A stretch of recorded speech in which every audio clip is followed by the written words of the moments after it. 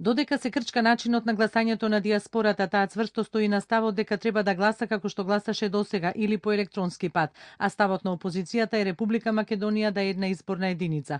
Со ова пак се губат и најмалите надежи дека диаспората во иднина би имала макар и еден представник во македонскиот парламент. За разлика од СДСМ, владеачката ВМРО ДПМН и премиерот Груевски се залагаат начинот на гласањето на диаспората да остане како и досега, водени од неопходноста за колку што е можно поголема интеграција на диаспората и зацврстување на врските со татковината, отколку дезинтеграција и прекинување на тие релации. Се надеваме дека и ти опозицијата ќе се свести, ќе знаат што прават, дека наистина ова е катастрофа.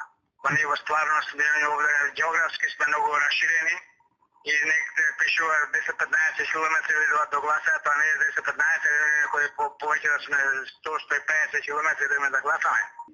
Еден глас овде што еден соѓа гласате представува повеќе од најмалку 100 што не може да дојде. На гласање што веќе не е изворливо. Ние овде сме научени да се бориме, а не да се предаваме така лесно тешко. Ние ќе го откажиме. Не е поентата само тие да гласаат и нивните гласови да се загубат некаде низ системот, односно не да се загубат, можеби погрешно ќе бидам сватам, да се разлеат во многуте гласови во Македонија и тие да немаат свој пратеник. Туку тие да имаат свој пратеник од континентот Америка, пратеник од континентот Европа и пратеник од континентот Австралија. Така што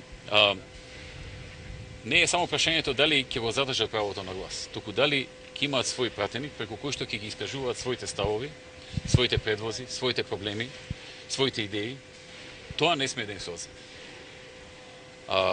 И ВМРО ДПМН ќе го застапува тој став и понатаму и ќе се бориме тоа да остане. Експертите потсетуваат од и диаспората има стекнато право да гласа и дека секое враќање назад ќе биде лошо сватено. Апелираат поради теснопартиски интереси да не се губат националните и државните интереси, зашто улогата на нашинците за нашето општество е повеќекратна и повеќеслојна. Диаспората ја представува македонската традиција и култура во местата каде живеат, лобира за нашите интереси и испреќа финансиски дознаки за семејствата во Македонија.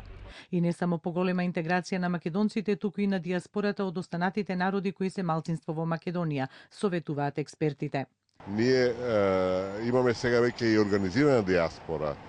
Тие организации на нашите, поготово во Америка, е веќе концентрирана, иако таму имаше доста пропусти и уште многу да се работи, меѓутоа веќе тоа е нешто факт, нешто што се чувствува во нашиот политички живот и што се чувствува во самата Америка. Значи, имаме ние се повеќе конгресмени кои се заинтересирани за Македонија, кои се наши пријатели, се лобира тамо, се шири таа вистина за Македонија и велам, ние тоа мораме максимално да го користиме и максимално да вложуваме напори и средства, ако сакате, да таа наша диаспора биде што поблиску до земјата и да што повеќе се вклучува во нашиот социоекономски развој.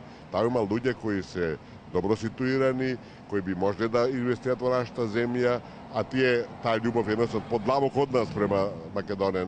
Надеж дека диаспората би имала повеќе пратенички столчиња во парламентот, според експертите, единствено има, ако се примени како и досега, пропорционалниот систем со 6 изборни единици врз основа на мнозинскиот модел, за кој цврсто се залага ВМРО ДПМН. Додека опозициониот СДСМ се залага за пропорционален систем во една изборна единица, што шансите за добивање пратенички места за диаспората се сведени на минимум. Веќе долги години во Македонија имаме пропорционален систем со 6 изборни единици. Од она што можам да го забележам, тоа не дава не прави никакви проблеми и системот е прилично добар. Ако веќе разговараме за промена на системот и ако веќе сакаме да имаме некоја додадена вредност од таа промена на системот, мислам дека воведувањето на мнозински систем на гласање е систем кој што може да биде некоја нова додадена вредност. Така што, ако се оди на промена, тогаш ставот на ВМРО ДПМН ќе биде на воведување на класичен мнозински систем. Експертите сметаат од гласањето на диаспората, па и онаа на малцинствата во земјава, е исклучително важно и сериозно прашање кон кое Македонија треба да изгради државна стратегија. Во меѓувреме, начинот на гласањето на диаспората се уште останува отворено прашање во разговорите меѓу политичките лидери согласно договорот од Пржино.